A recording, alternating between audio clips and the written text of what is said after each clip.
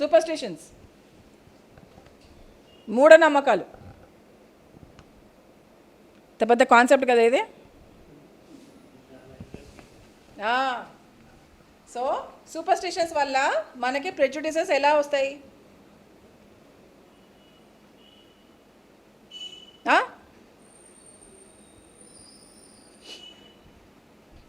చెప్పండి. For example, ఒక పెద్ద హాల్ ఉంది, ఆల్మోస్ట్ నిండిపోయింది. నేను చాలా సూపర్స్టిషియస్. వచ్చి రాగానే చూశాను, సీటింగ్ చూసేసరికి ఒక పాము ఆకారంలో ఉన్నది మనకి. ఆ అట్లాంటి సీట్స్ కొన్ని వేకెంట్ ఉన్నాయి, సీట్స్ కొన్ని ఖాళీ అయిపోయినాయి, ఖాళీగా ఉన్నాయి. ఆ ఖాళీ ఉన్న సీట్స్ అవుట్లైన్ చూస్తే ఒక పాములాగా కనిపించింది నాకు. అమ్మో, నేను వెళ్ళను. నాకేం కనిపించింది అక్కడ? పాము కనిపించింది కాబట్టి వద్దు. అమ్మో, ఆ లెక్చర్ ఏంటో, అది బ్యాడ్ శకునం అని వెళ్ళిపోతాం. ఆ లెక్చరర్ ఏంటి, ఏం చెప్తున్నారు, ప్రాముఖ్యత ఏంటి అనవసరం. నాకు అక్కడ అది కనపడింది, నేను వెళ్ళిపోతా. లేకపోతే నాకు నల్ల పిల్లి ఎన్నిసార్లు క్రాస్ వచ్చిందని నేను వెళ్ళిపోతాను నేను. ఓకే, ఇవన్నీ ఏంటి? మూఢనమ్మకాలు, అపశకునాలు కాదు. అపశకునం ఏంటిది మేడం? అదే మూఢనమ్మకం అంటే. ఎవరన్నారు అపశకునం అని? మీరేనా? అపశకునం అంటే ఏంటి మేడం? డిఫైన్ చేయండి ఒకసారి.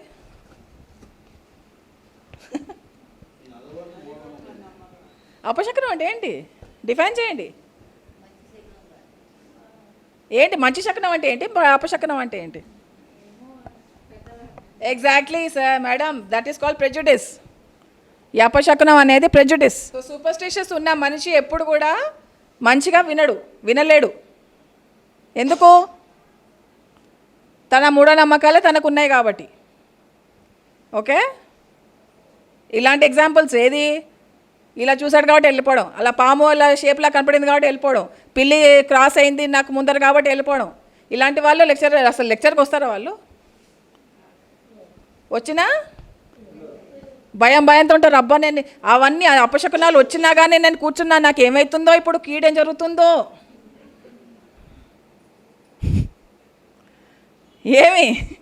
ఏం జరుగుతుంది లైఫ్లో, ఏం జరగదు. అది మన సైకలాజికల్ ఫీలింగ్స్. అది కొన్ని సైకలాజికల్ ఫీలింగ్స్, కొన్ని వాస్తవాలు కూడా ఉన్నాయి. సో ఏది వాస్తవమో ఏది అవాస్తవమో తెలుసుకొని వెళ్ళాలి. సో సూపర్స్టిషియస్ ఉన్న మనిషిని ఎలా వాడుకోవచ్చు?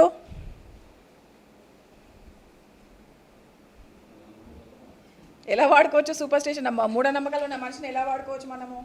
పాలిటీషియన్స్ వాడుకుంటారు. ఎలా వాడుకుంటారు సూపర్స్టిషన్స్ని?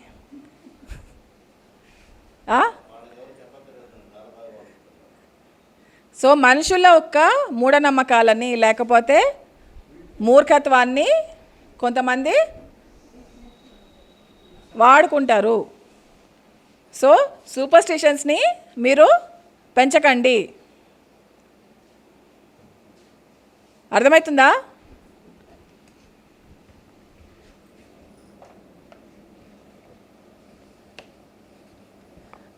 అసలు ఎప్పుడైనా ఇవన్నీ పాయింట్స్ ఆలోచించారా మీరు వినడం గురించి?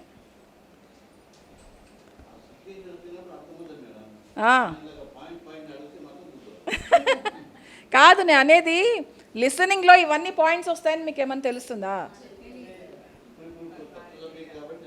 అంతేనంటారా? థర్డ్ది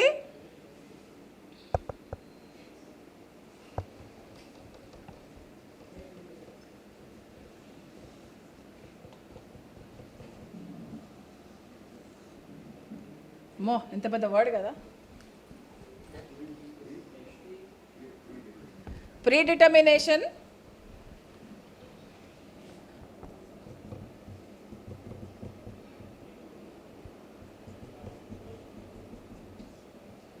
ప్రీడిటర్మినేషన్ ఆఫ్ యాటిట్యూడ్. ప్రీడిటర్మినేషన్ ఆఫ్ యాటిట్యూడ్ అంటే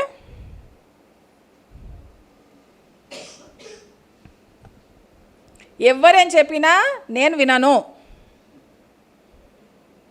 ఎవరేం చెప్పినా నేను వినా. నేను వినను. నువ్వు మంచి చెప్పు, చెడు చెప్పు, మంచిగా చెప్పు, చెడ్డగా చెప్పు, ఏమన్నా చెప్పు, నేను వినా.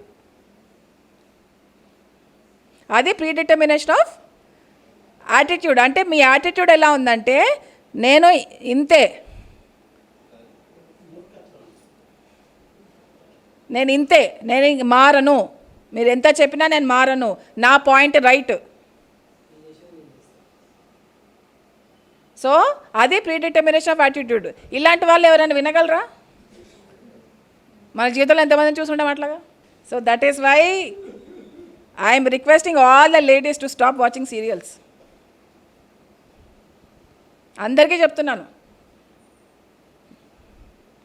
ఎవరైతే చూడట్లేదో థ్యాంక్ యూ వెరీ మచ్. మీరు సొసైటీకి చాలా ఫేవర్ చేస్తున్నారు. మీరు